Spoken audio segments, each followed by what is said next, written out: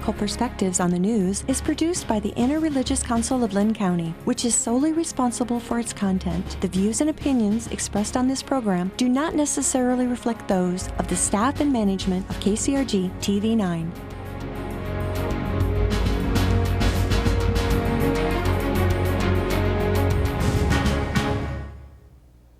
Good morning and welcome to Ethical Perspectives on the News. My name is Scott Samuelson and I'm a professor of philosophy at Kirkwood Community College on the Iowa City campus. It's one of the oldest quandaries in ethics. Do the ends justify the means?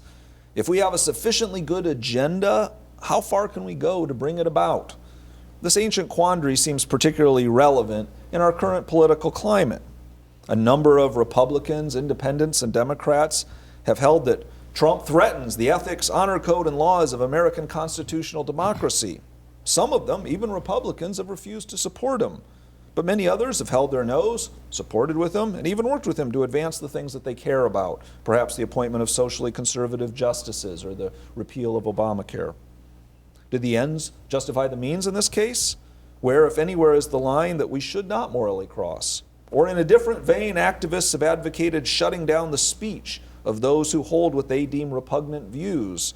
Members of the anti-fascist movement Antifa have advocated the use of violence against neo-Nazis, white supremacists, and fascists. Do their ends justify the means of overriding free speech or even using force against their political opponents? Are there some guidelines in thinking through how far we can and should go to advance our political cause? We have a great panel on today to discuss these issues. To my left is Ben Rogers, the Lynn County Supervisor. Thanks for being on, Ben. Thank you. Laura Kamienski, the co-chair of the Lynn County Republican Party. Laura, thank you for being on. Thank you. And at the end, David Bullwinkle, professor of philosophy at Kirkwood Community College, my colleague. Good morning. David, maybe we can start down there with you. As my colleague in philosophy, I know you think things through more clearly than I do, so you can maybe help me here a little bit. Are there cases where the ends justify the means? What are we talking about with ends and means? Should we sometimes do things we'd consider morally wrong in politics ever? If so, what light does philosophy have to cast on this? Well, I don't think I'm going to try to answer the big question right here at the start of the show, but it's fine to begin by sort of trying to clarify our terms. So in the philosophical tradition, the distinction between ends and means is an ancient one. Ends refer to the goals of our action, that for the sake of which we act, whereas our means are the steps we take in order to bring those goals or desired end states about.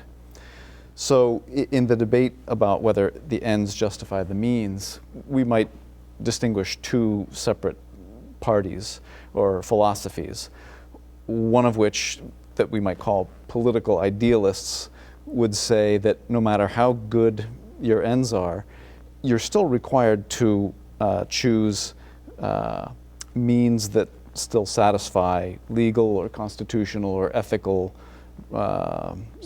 standards or norms. Right. So in that case, we would say the ends don't justify the means have to be justified in their own right. Right.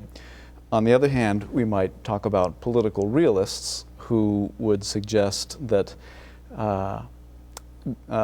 in the pursuit of sufficiently, as you say, sufficiently valuable or important ends, anything goes, or at least that there may be occasionally allowable departures from those legal and constitutional and ethical norms that normally, in normal circumstances, guide or limit our choice of means. Right. Well, and so maybe let's bring this down to the political level a little bit. I mean, Laura, what do you think about this? I mean, are there some limits to what we're going to do? Should we be political idealists, to use David's term here for us, up to a point? How realistic should we be? How do you approach this question of do the ends justify the means? I think obviously there is an issue of, to what degree we're willing to go to. Voting for somebody maybe we don't like everything about them, but ultimately think they agree with us more often than they don't is Or different better than the alternative or something like certainly that. the lesser of two evils. I think a lot of people felt that way about this last election. You know, there is certainly a matter of just how far we're going, you know, kind of in debating things, thinking about things. There's obviously the question, you know, the kind of stereotypical, well, if you could kill baby Hitler, you know, okay, murder, you know, that's certainly different than do I vote for somebody who agrees with me 90% of the time versus the perfect candidate. Right. Okay, so, and let's get you in too, Ben. I mean, so is there ever a time, though, when we have to stop holding our noses in politics and say, you know what, sure, this person might, or this, you know, agenda might suit me up to a point, but I just can't go this far with this person. Like, I get politics is up to a point, some compromises have to be made, but I will not compromise any further when it comes to, you know, certain moral principles. Well, I think in that sense, you know, there are people who vote against their best interests or look at a person and maybe aren't able to hold their nose long enough, or where you have to finally make a decision, and that creates an interesting quandary. Particularly, we see in today's politics of people who, whether they're purists or not, where they say I will support only this candidate or nobody else, where they're not looking at really more of a middle ground of, like she said, someone that perhaps you vote with 90% of the time, or someone that you hold similar values, but at some point people do need to make a decision. Right, so in a way, I guess we could almost say we have two dangers. There's the danger of being such a moral purist that you refuse to compromise at all, in which case perhaps you're never going to get anywhere. But it seems like you have the other danger too, which is that you're willing to compromise too much, or that you're not willing to stand by certain things that you really are committed to. Does that seem fair to say? Yeah, and I think for the morally centered or principled person, the ends don't justify the means. Or as one person said, you know, that do the ends justify the means? That's really sort of a meaningless statement. The question really should be, does this ends justify this means? And I think we're starting to see a lot of that in today's politics. Right. Well, so maybe let's start with some of the things in, or let's move on to some of the things in politics themselves. I take it that at some level there are Republicans who feel as if certain things that Trump has said have crossed a line in some way. I think probably the biggest case recently was with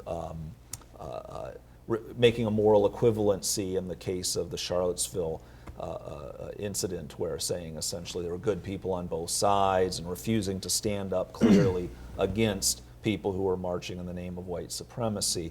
And I take it that a lot of people feel like, look, this is really just over the line. Well, so what should you do in that case? That seems like for some people a basic violation of a kind of moral principle of the United States itself. Should they speak out? Should they somehow withdraw their support from him? Or is it the case that we have to just simply continue to work with him on both sides of the aisle in a case like that? Now, I take it some people might think he's done nothing wrong, in which case this issue doesn't arise for them. But I'm talking about for the people who do believe that he made some kind of grievous error. I don't know, Laura, what you did what do see you a think? lot of people come out and say, hey, wait a second, you know, there is a line. And people were very willing to call him out on that. And but if that's the case, then I mean I take up some people would say, but he's been saying stuff like this since the beginning of his political career, that this is no surprise that he said this at this point. So if he's crossed this line in the past, or if he's given us strong signs that he crossed this line in the past, was it okay to go along with him, support him, take him on? I mean, I always got the sense that someone like a Paul Ryan really did think that, you know, he didn't want him to be the presidential nominee. He didn't want him to be the candidate. He didn't stand for the things that he believed were fundamental. And yet, well, I'm going to go along with him because maybe I can get past some of my agenda. Is that a kind of moral failure? Or is that a reasonable kind of political compromise that that's just what we do in politics? Well, I think it was Ronald Reagan who said that the 11th commandment is thou shalt not speak ill of another Republican. Right. The true is not necessarily the same for Democrats. We do a good job of eating our own, but Republicans have really mastered that commandment of I'm willing to overlook certain deficiencies of morality or qualifications or capability because of I'm looking to either work with this person or follow that commandment to the letter of the law. And I think that we've seen a new line being drawn in American politics, one in which where someone makes the moral equivalent that white supremacists and those protesting against them are somehow on the same moral plane, and there was no price really paid by the president. His poll numbers have stayed right around where they've bottomed out. We haven't really seen a new floor or a new rock bottom. And the base really seems to embrace that morality or those statements, or at least the messenger who is broadcasting that message. Is that a moral failure, Laura? That's something that each individual has to ask themselves. I think just how far you're willing to go to compromise on these issues, because we have that, and then the other day we finally got Noel Francisco appointed as finally approved as our Solicitor General, who is a brilliant legal scholar and rock solid conservative traditional constitutionalist.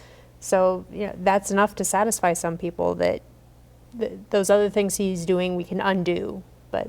Right, and I guess that's the issue that I want to be wrestling with a little bit, because I feel like this is the issue that many people are wrestling with, which is how far can I go along with this in favor of a political agenda? Like I said, maybe some people are not, they're happy with where it's going, but it seems like there is this wrestling, and I want to try to work it out. I mean, David, maybe you can help us here a little bit more conceptually.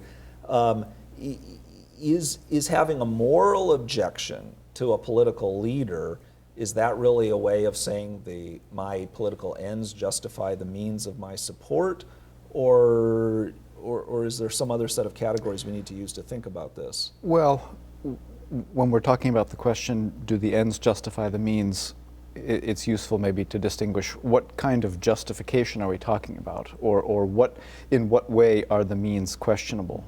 So if certain political means, certain steps taken to achieve political goals violate legal or constitutional standards, that seems to cross a line for many people. The special prosecutor is now investigating a number of people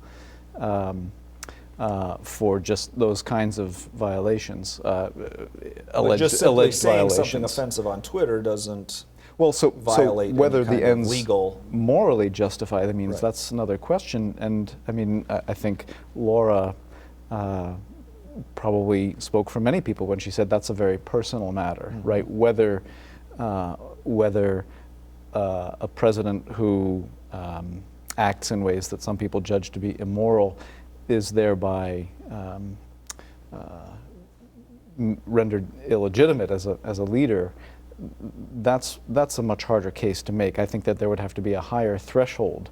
I mean, the evident success of Donald Trump in getting elected shows that moral objections alone, such as many people had after that bit of tape was released, in which he talked about taking advantage of women that were in his sphere, that apparently unethical attitude towards women or treatment of women didn't prevent him from becoming elected, whereas if people had known that he had been convicted of a crime or that he had done something unconstitutional in his campaign, that might have made more of a difference than a moral violation. Say what you want, being a jerk is not an impeachable offense. Right. I mean, true, correct, but it may not have been your first choice, but we kind of knew what we were getting. Sure, that seems right, but again, it goes back to should then people have supported him in light of that. I take it that a lot of people are going to say, look, politicians are always going to be jerks. There's always going to be some skeletons in the closet. There are frequently people who are unsavory characters, but who nonetheless will help out my political agenda overall. And so I can't vote for an angel. I've only got the people in front of me. But at the same time, I know among evangelicals in this country that 15, 20 years ago, the idea of personal character ranked very, very high in their idea of one of the necessary qualifications for being president. Well, I take it that the kinds of things he said on that tape were the kinds of things that would seem to suggest a kind of low moral character by those kinds of standards, and yet evangelicals supported Trump in a big way. Was that just a revising down of their old standard, or was there something else going on? There may have been a little bit of that, but I also think, and obviously Republican and Democrat, we would disagree, but I think you have to look at who his opponent was in this election too. Okay. Yeah, he said some gross things about women, but his opponent had been enabling a philanderer in her husband for 40 years. Is that better? Worse? Right. It was really a lesser of two evils for a lot of people in this election. So Ben, that's maybe a good question to put to you. I mean, one way that I think some people feel is that Trump has sort of amped up this sense of scandal and the ability to say things and treat, say sexist and potentially even racist things. But another view is to say, you know what, this isn't all that different from the past. Bill Clinton was a philanderer. Sure, Trump has done some philandering. Things haven't changed all that much. Has there been a change here, or is this just sort of, Clinton did it too, and now Trump is doing it, and Hillary helped to enable Bill, and they're all kind of lessers of evils that we're deciding between, or is there a real change? I think that deserves its own segment, ethical perspective all by itself. I would think that a special 2-hour session, maybe. I would disagree that Hillary enabled. You could say that she was also a victim of a husband making those choices, and there's been evidence of Trump being certainly unethical with women. But a lot of his voters looked into the abyss, and I think the abyss is looking back. And when they were looking into it, it was, how does this person affect my pocketbook? How is this person going to improve my life? And I'm willing to forgive the misogynistic comments, stoking white nationalists, or not condemning certain KKK members, because they're really sort of, they have felt so left behind that they're willing to discard political rhetoric for political action. And I think the base, at least Republicans I speak to, and those that you see on the news, they're saying not much has really changed. And their pocketbook and the power of the dollar has not changed, and it's not improving for the people that really were the president's base. So is there a moral equivalent, back to your question, of between Trump and Bill Clinton? I really don't think so, and I think that we're seeing a different standard being placed on an individual and a president who is now radically changing, I think, the perception of what it means to be the president. So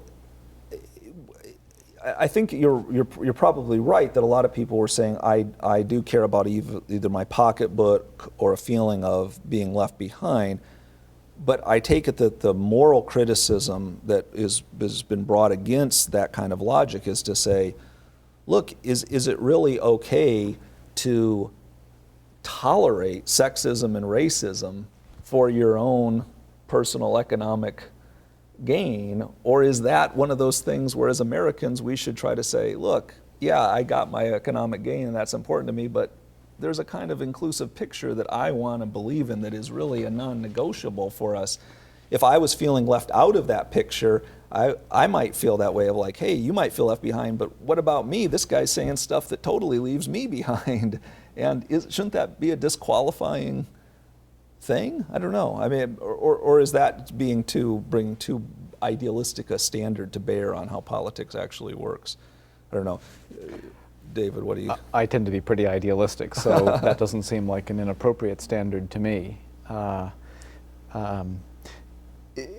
We could look at President Trump's or candidate Trump's campaign rhetoric as a kind of means, a means that he used to achieve an end state of fulfilling his political ambition of becoming president, and or beyond that, policy objectives that he may have wanted to bring about. Right? He may have surely he had a number of policy proposals that he made. Were his means justified by his ends? He won. Should we say that he's justified in adopting a rhetoric of exclusion, and some people would even say of hate? I'm not a Republican, so it didn't have much appeal to me. Okay. But it would seem to me that kind of campaign rhetoric ultimately works to undermine the whole democratic system that we're trying to reproduce when we have an election. Well, so maybe I see it as unjustified. Yeah. So maybe let's switch it around a little bit here and look at it from another angle altogether. I mean, so on the left, we now see that some people are arguing for shutting down speech against those who present opinions that they take to be beyond the pale, that perhaps they see as racist or sexist or whatever. So here's another kind of way of saying, look, on the whole, we want to have freedom of speech, but perhaps we have to suspend that moral or political commitment in some cases because of how bad this person actually is. Or, and to take an even more extreme case, as I mentioned in my introduction, some anti-fascist protester have said, you can actually use violence against fascists in order to shut them down and stop them. Violence is not normally something that I would accept, but in this case, the ends justify the means to create the kind of society we want to live in. We need to use violence, or at least the power of silencing people in order to do that. Is that ever justified, to use violence to stop protests that are repugnant? Is the ability should we silence certain voices to create a better society ever? Or is that a case of immorally using the ends to justify the means? I don't know. Ben, what do you think? I would agree with I would agree that by silence, I would not agree with that people should be silencing people that they disagree with. I'm always humored when Berkeley, who used to be sort of the pinnacle of free speech back in the 60s, will invite someone, and then there's a little bit of backlash, and then they disinvite them, whether it's someone like Bill Maher or whether it's Condi Rice or someone else. And I find it laughable. If you don't want to listen to the speech, you don't need to listen to it. You don't need to participate. But certainly silencing those that you object with goes against both freedom of expression and First Amendment rights. I think that's trying to achieve an end that just is not achievable. And I'm always struck by those who try and silence the voices of others, when that is really the pillar of one of the foundations of our freedom. Is I get to scream as loud as I want against that which you are screaming as loud for something you want, and that's one of the things that makes America America. Right. Laura, what do you think? Very much the marketplace of ideas, and that's the one thing about Antifa.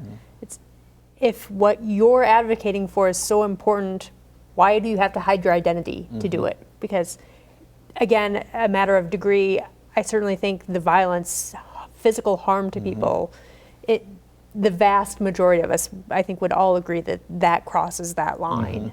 And what about silencing voices, or at least trying to suppress political voices or dissent in some ways? I mean, is that crossing the line?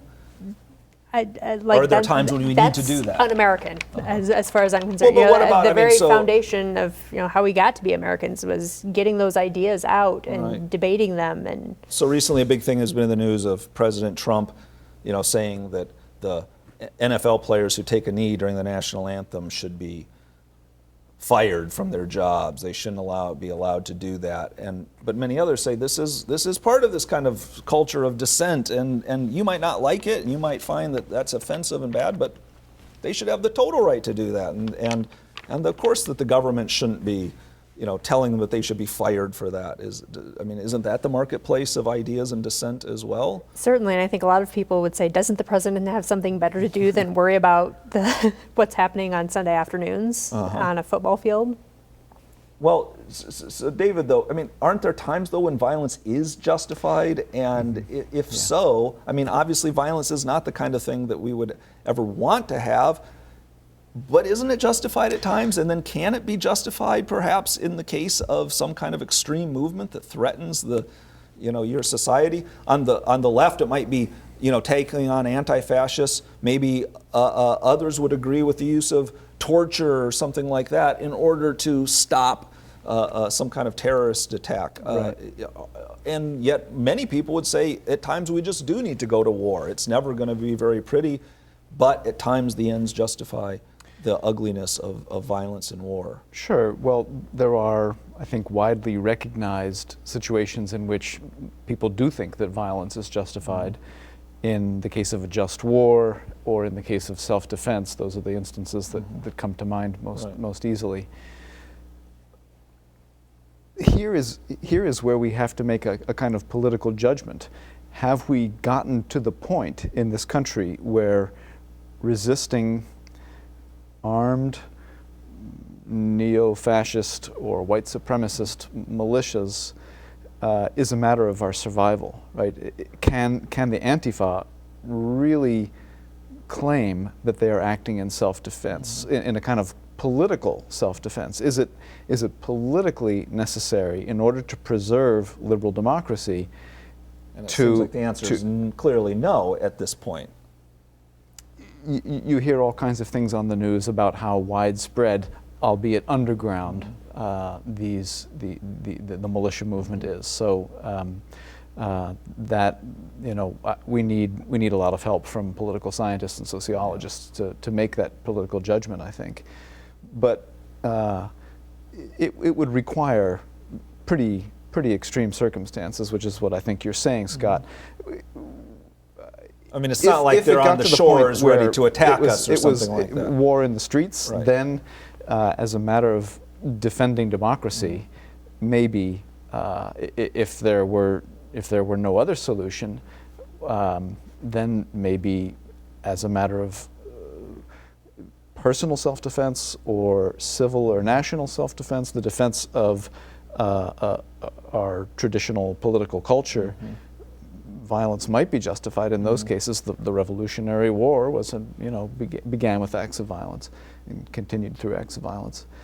And we don't remember those people as villains. We remember them as heroes.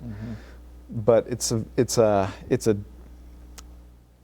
a difficult judgment to make. And my concern about a group like the Antifa is that the idea that you're acting out of political necessity is a very seductive one, and what might seem necessary to one group might strike other groups as strictly voluntary and driven by an ideology that is somehow at odds with reality. It's opening the door to some it's a very slippery slope. Yeah. Well, I'm afraid we have to wrap things up, but I'd like to thank the panel for a good discussion. I think sometimes people object to bringing ethical perspectives to bear on politics, but I think dismissing ethics is naive here, and I think that we do have a moral character, and I hope that it's something that we're all thinking about and figuring out a way to kind of respect each other's goals in this country. So I hope the conversation that we've started here is one that you carry on in your homes and communities. So thank you again, and we'll see you next time on Ethical Perspectives on the News.